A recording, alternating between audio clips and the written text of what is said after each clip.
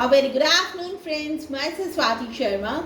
Today we are going to do the eighth and the last part of the life story of Munshi Premchand. देखिए, आज हम मुंशी प्रेमचंद की life story का eighth और last part करेंगे. तो शुरू करते हैं. One of the greatest virtues of Premchand is his simple and smooth language. देखिए, उनकी राइटिंग्स का जो सबसे बड़ी क्वालिटी है वो है उनकी सिंपल और स्मूथ लैंग्वेज. एकदम सिंपल लैंग्वेज जो आसानी से समझ आ जाए, जो क्लियर हो बिल्कुल.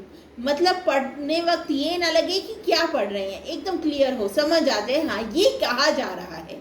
और जिस तरह से स्टाइल ऑफ राइटिंग था उनका वो अनप्रिटेंशियस था, बिल्कुल सरल था. उसमें कुछ भी ऐसा नहीं था जो समझ ना आए.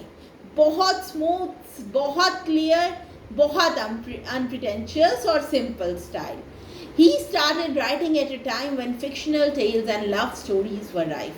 देखिए उन्होंने किस टाइम पे लिखना शुरू किया था, जब काल्पनिक कथाएं, फिक्शनल टेल्स क्या होती हैं, काल्पनिक कथाएं, और लव स्टोरीज जो थी वो प्रचलित थी. मतलब लोग वो ही पढ़ा करते थे, बहुत वो पढ़ा करते थे. Premchand came and turn this tide. Premchand आए और उन्होंने ये जो टाइड थी, मतलब ये जो ट्रेंड था लव स्टोरीज और फिक्शनल टेल्स का, ये चेंज कर दिया.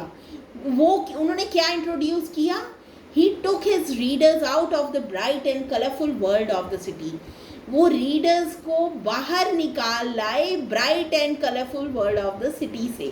मतलब वो सिटी की लाइफ से उन्होंने चेंज लाया और उन्होंने दिखाना शुरू कर दिया dark and miserable world of the village. क्या दिखाना शुरू कर दिया उन्होंने? Dark and miserable world of the village. He has also written one of the very famous stories, हीरा मोती दो बैलों की कथा. उन्होंने ये बहुत फेमस स्टोरी है, वो भी इन्होंने ही लिखी है. इस स्टोरी का नाम था हीरा मोती दो बैलों की कथा. ये एक बहुत ही फेमस स्टोरी है. It is very famous story. All the Premchand's works were remarkable. Premchand के जितने भी काम थे वो रिमार्केबल थे. मतलब वो बहुत प्रशंसनीय थे, बहुत अलग थे, यूनिक थे. He published various works that we enjoyed in Hindi since we were children. देखिए उन्होंने पब्लिश किए कितने काम जो हम इंजॉय करते थे अपने बचपन में, including many of his novels. देखिए जिसमें क्या क्या आता है, हम क्या क्या पढ़ा करते थे अपने बचपन में. मुंशी प्रेमचंद जी के novels, plays, poetry, stories and essays, ये सब हम पढ़ा करते थे. In Hindi and other languages he made such remarks which served as a source of motivation for the people. देखिए हिंदी लैंग्वेज में हो या कोई और लैंग्वेज हो, उन्होंने ऐसी चीज़ें लिखी हैं जो सबको मोटिवेट करती हैं. सोर्स है मोटिवेशन का, मतलब सबको मोटिवेट करती हैं. Premchand was a straight forward, काम एंड जेनरस मैन. प्रेमचंद जो थे बहुत स्ट्रेट फॉरवर्ड थे, काम थे, शांत थे. जेनरस क्या होते हैं? दयालु थे. He had a strong belief in God. उनका भगवान में बहुत विश्वास था. He died on October 8, 1936.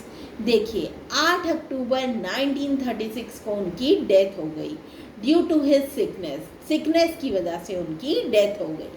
Godan was the last novel and one of the best in Hindi. Godaan उनका लास्ट नॉवल था और ये हिंदी का बेस्ट नॉवल है. इन 1936 कफन, one of his finest works, was release.